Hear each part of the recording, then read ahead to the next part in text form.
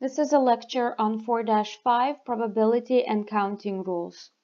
This section takes everything that we have learned so far, 4.1 through 4.4, putting all of the formulas together, putting all of the definitions together. There are no new definitions, there are no new formulas in 4-5.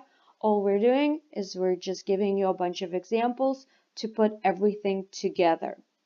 So I start with 4-50. Find the probability of getting 4 aces when 5 cards are drawn from an ordinary deck of cards. I need to get 4 aces when 5 cards are drawn.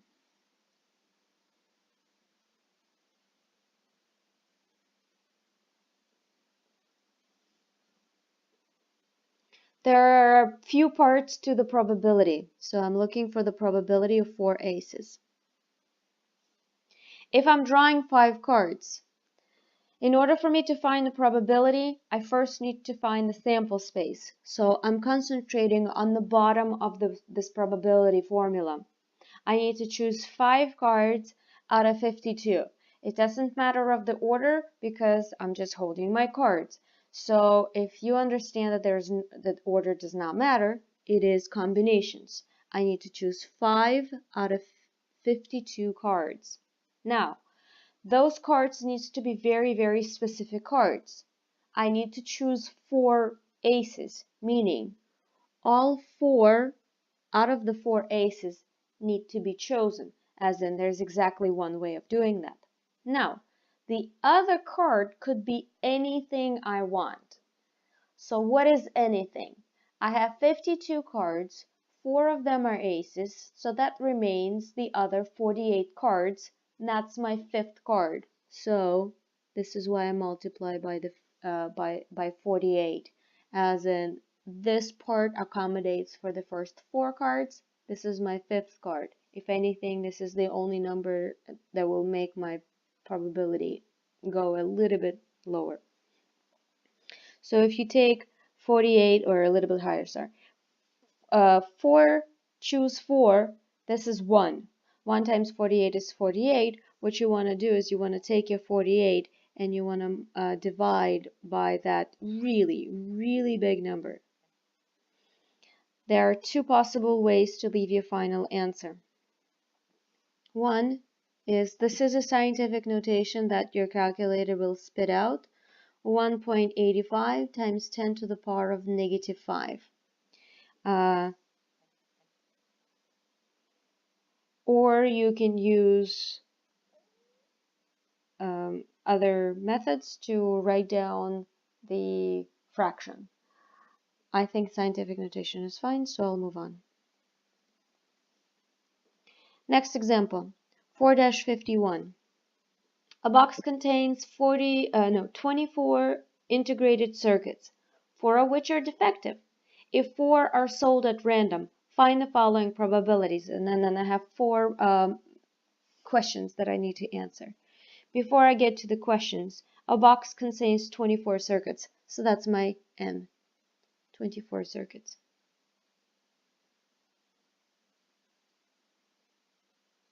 Four are defective.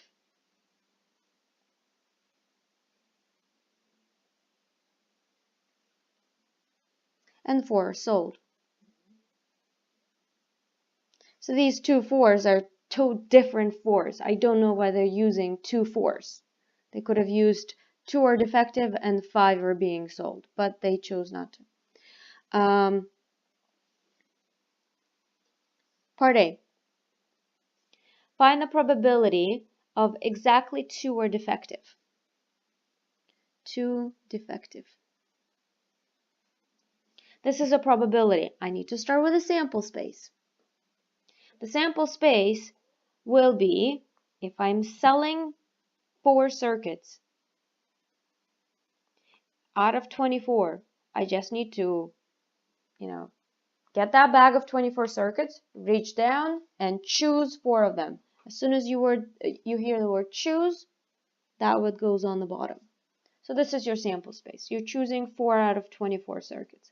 Now on the top, you want to have exactly the probability that they're looking for. They want exactly 2 defective, meaning you want to choose 2 out of the 4 defective, and this is why this is a multiplication.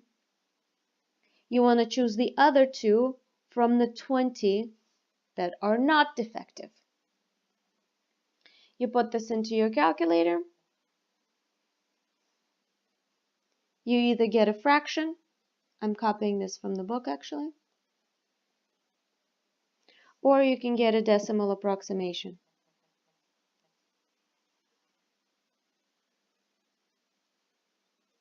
7/3 because it's a 2/8. Now part B. Find the probability of no defective.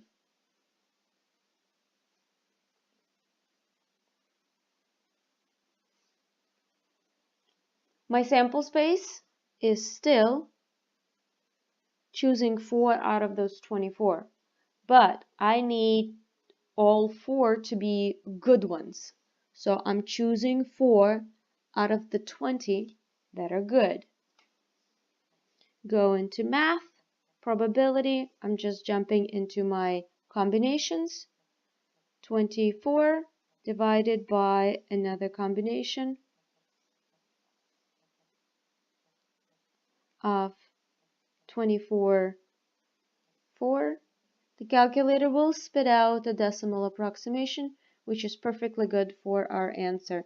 It's 0.45, and then I have a 595, so I'll round this up to a 6. That should do the trick.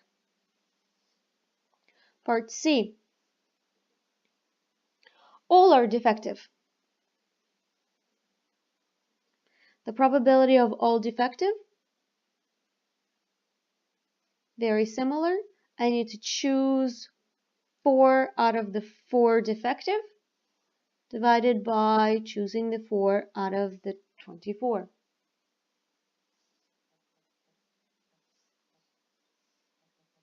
All I need to change is that first number has to be 4. It's a really, really tiny little number because it's very unlikely that this will happen. So my calculator spits out 9.41 times 10 to the power of -5. And part D, the probability of at least one defective. Now that probability should be pretty high.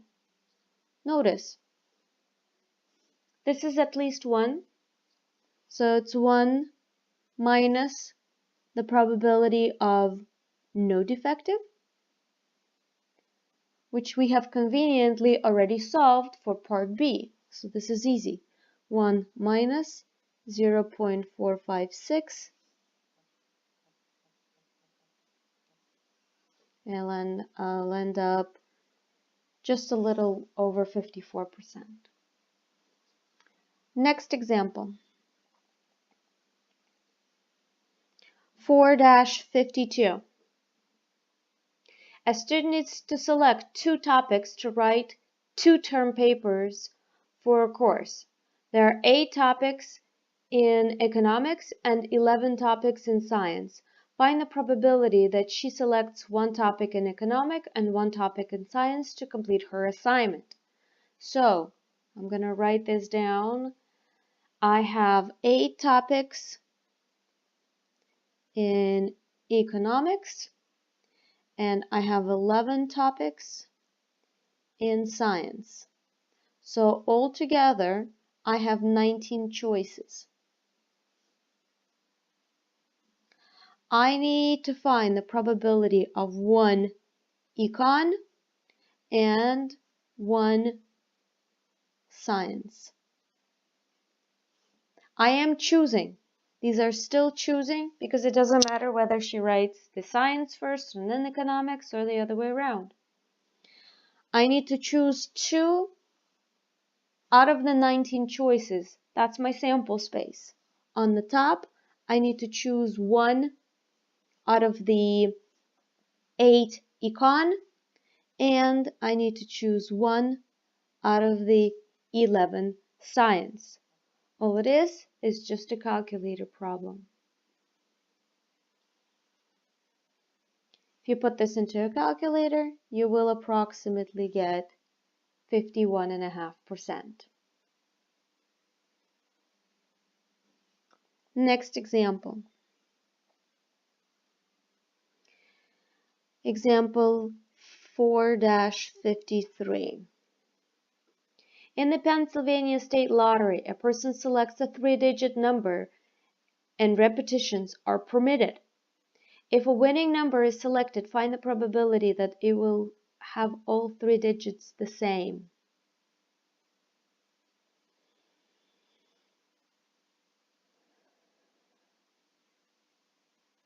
We need to figure out the sample space.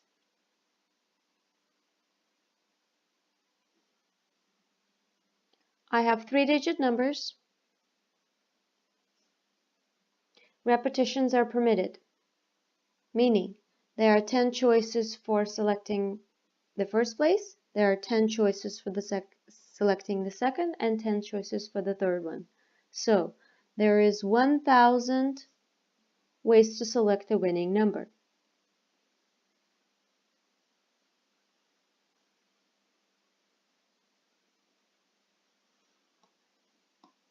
This does not look like ends. Winning number. Now what we're looking for is the probability that all 3 digits are the same. The probability of same digits.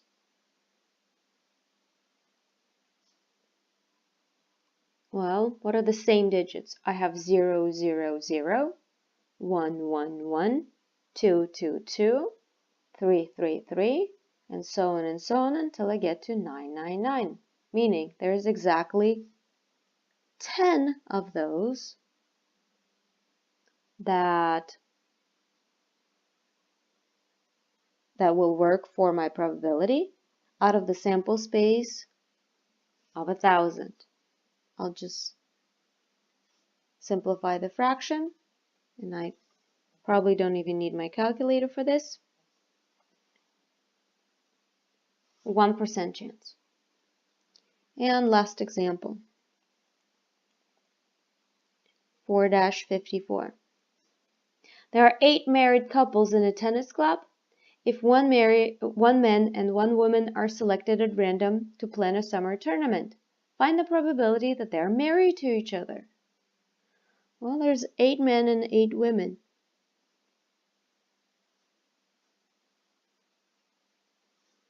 I need to select somebody first. So the probability of me selecting anybody is just getting that one person. Now, once I've chosen that man, what is the probability that the next person is his wife? Well, there's exactly one of those that is a wife out of a choice of 8 women. So there is my probability. This one you'll probably need to kind of sit and think about, but here it is.